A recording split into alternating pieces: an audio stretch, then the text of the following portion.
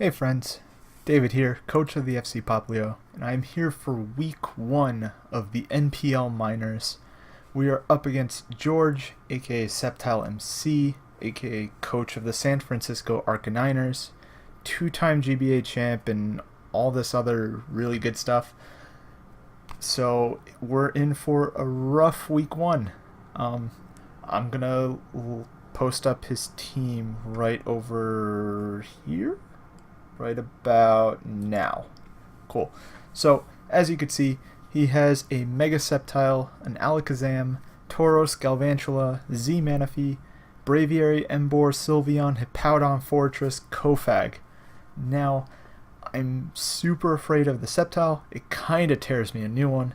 Sash Zam is something I'm expecting. Webb's Galv can maybe come. Tauros can maybe come. Braviary is probably going to be Scarfed. Emboar's maybe banded, maybe scarfed. Sylveon might come. Hippo is the biggest threat to my team. It is absolutely monstrous. It walls like 90% of my team. Fortress is likely to come as a spinner or as a spike stacker. I'm kind of expecting a spike stack. It came to all the test games and things like that.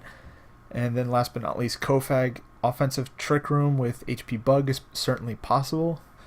I don't think it has a great matchup, but it showed up to every game in my tests. So let's jump right into what we are bringing and what we are building around. We have a Hoopa U with Darkinium Z and Z Snatch for the +2 speed. It is our late game cleaner. It HP Ice and the rest of the stuff. After rocks, it pretty much OHKOs everything not named Sylveon, Fortress, and Colberberry Kofag. I'm also expecting a Focus Sash Alakazam to definitely come. And let's see, what else? Hippo can't kill. Hippo is the big problem here, as well as Manaphy is kind of problematic. Modest with +2 speed means I outspeed Scarf Manaphy, but I do not outspeed Scarf Galvantula, and that is useful to note for the match.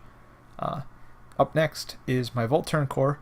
I have Rotom Wash rocking a Citrus Berry with the Citrus Berry. Wow, you could see my mouse. I'm going to move my recording over here. Wow, this is super professional. Whee! So, Citrus Berry means that it can come in on a banded superpower or it can come in on a banded superpower and heal up, and it will be out of range for a second one. With this spread, it outspeeds Adamant Emboar. I apparently had a bunch of extra EVs that I just didn't put on, so that's nice. Just standard stuff. HP Ice to catch the Sceptile. Blah blah blah. Moving on. Crobat, max HP, max speed to sort of catch a Modest Sceptile. So I'm not going to let him go Adamant or Modest or whatever. Brave Bird, Defog, U-turn, Taunt. Taunt is going to be super useful to not let Kofag set up a Trick Room, to not let Manaphy set up, to not let anybody do anything basically. Brave Birds for the Sceptile and for general damage. U-turns from Momentum, and Defog is in case I get Super Hazard stacked. Yeah, Crobat's just there to be utility pivot. It's just gonna U-turn around and pass on to other things. Moving on, we have a very fat Marowak. It has a thick club, so it's doing a ton of damage. Rocks, Fire Punch, Shadow Bone, Toxic. Enough Spadef to live 2 Life Orb, Timid, HP Grounds from Galvantula, and it has enough physical defense to live 2 Adamant, Reckless Flare Blitzes from Emboar. So that's that. Up next is Gallade, knockoff SD Zen Shadow Sneak, Sneak for the Zam, and then general coverage for the rest of his team. Knockoff is super useful. Yeah. And last but certainly not least is the main win con after if Hoopa fails, and that is my Choice Scarf Venomoth. Bug Buzz, Energy Ball, Sludge Bomb, U-turn, Energy Ball does a clean 50 to Manaphy. Woot! It also does a clean 40 to Hippo. It's mostly there to just clean up at the end of the game or to come in earlier on and U-turn pivot. It's a decent switch into mana fee. It can live any one hit, so that's always super useful. So we're going to move the team out of here, and we're going to jump right into the battle. So as you can see, he brought the Fortress, the Kofag, the Sceptile, Tauros, Zam, and Braviary. I'm looking at this team. I'm assuming Spike Stacking Fortress, Trick Room, Kofag with a Culber Berry, SD Mix Sceptile, Life Orb Tauros, Sash Zam, and Scarf Braviary. That is sort of what I'm expecting going into this. Looking at what he can possibly do, I believe I just decide to go into Marowak turn 1. I'll let you know in just a second. So he leads with the Fortress as expected. I do lead with the Marowak, and I decide, well, I'm going to click my Fire Punch. I want to break his Sturdy. I don't need rocks because he has Sash Zam anyway. And gain damage on this thing to keep him from stacking on me is super useful. So, no, I do trade rocks. Wow, I'm really dumb.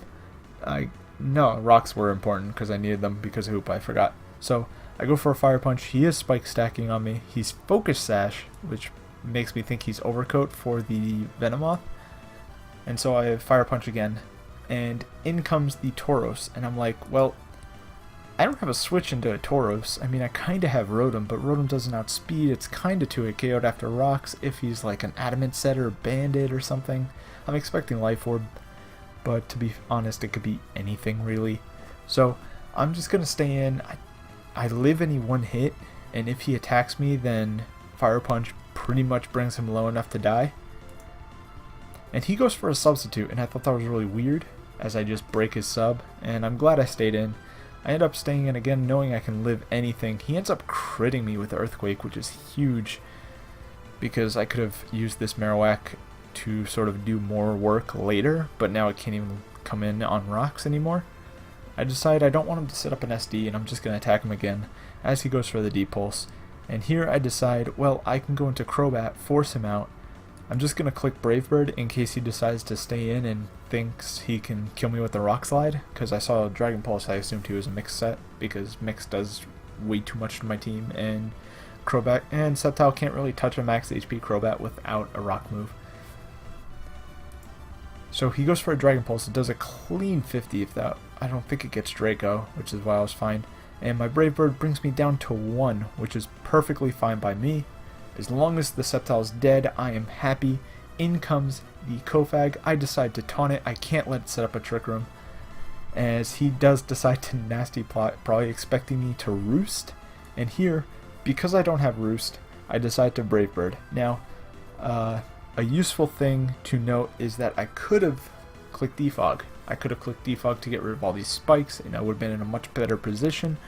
But knowing George is a good player, I didn't want to risk him going into his Braviary on my Defog, knowing that like Defog was probably my best play, as I didn't reveal U-turn, so I could be Roost Defog for all he knows. So going into Braviary there was super useful to, like, it was sort of a catch-all if I roosted, or if I defogged, Braviary was scarfed and could have came in and gotten basically a kill with return. So I think that should have been his play, and that's why I Brave Bird, expecting the Braviary to come in. I don't regret not defogging, because as you're going to see, he stays in, so that's whatever. But all in all, I think Brave Birding was my best play by far. And I see his leftovers, and I'm like, oh, okay, we're going for game. We're gonna bank on this Zam either being not Sash and instead being like Life Orb. If it's Life Orb, it would be really useful for me. Or we're just gonna flinch the Zam. I really need that Zam to be popped, and this Kofag is the only thing in my way. I debated just clicking Dark Pulse here, but then Zam or Braviary comes in, so I have to Z-Snatch, and I do run the calcs. He has a 1 in 16 chance of killing me if he is HP bug with max. Or with the investment that he has. I think it was max. So, I go for a Z snatch as he fires off a Shadow Ball. Now, Shadow Ball does 32 and drops my SpDef. Whether that SpDef drop matters or not, I do not know or really care at this point, because I know I'm killing with Dark Pulse, and he has to go into his Sash Zam. Zamipu comes in, I go for the Dark Pulse, bring it down to Sash, as expected. No flinch, he does Gleam. This is why I don't know if it mattered or not. It probably doesn't, it's a Zam. I go into my Venomoth, and I make probably my only real misplay. I Sludge Bomb. I feel like I could have U-turned here, and then, oh wow, if I U-turn there, then as you can see I'm going to Sludge Bomb again because it's my best play. If I U-turn there, then I come back, I go into my Rotom as the Braviary comes out, I click Volt Switch. If I'm faster than it, then I know it's a bulk upset, I can go into my Venomoth, because if Rotom outspeeds, Gallade outspeeds, and Venomoth with Bug Buzz will probably kill it if it tries to sub up on my Rotom or whatever. But if it is Scarfed, it will attack my Rotom first. Rotom would Volt Switch, bring Braviary down into Venomoth range, and then Venomoth would get 2 kills, and that would be so sick. But alas, I clicked Sludge Bomb, so I have to commit to just Sludge Bomb spam. If I got a crit, that would maybe kill as he returns, and I go into my Rotom. I know I can live anything, even if he crits or something. So Citrus Berry pops. I knew I'd live another one if I somehow magically missed a Volt Switch, and Volt Switch goes ahead and kills the Braviary. So we win this game 2-0 fairly convincingly. It was a really good game to George. He played it kind of interestingly. I just played it way too aggressively to what he was used to, I guess. But all in all, it was a really fun game, and I'm glad I got to play SceptileMC. Next week, we play Mio, and his team is absolutely terrifying. So I will catch you guys next week, or better yet, tomorrow. If you watch my UVC stuff, I will be uploading my UVC game tomorrow. Peace.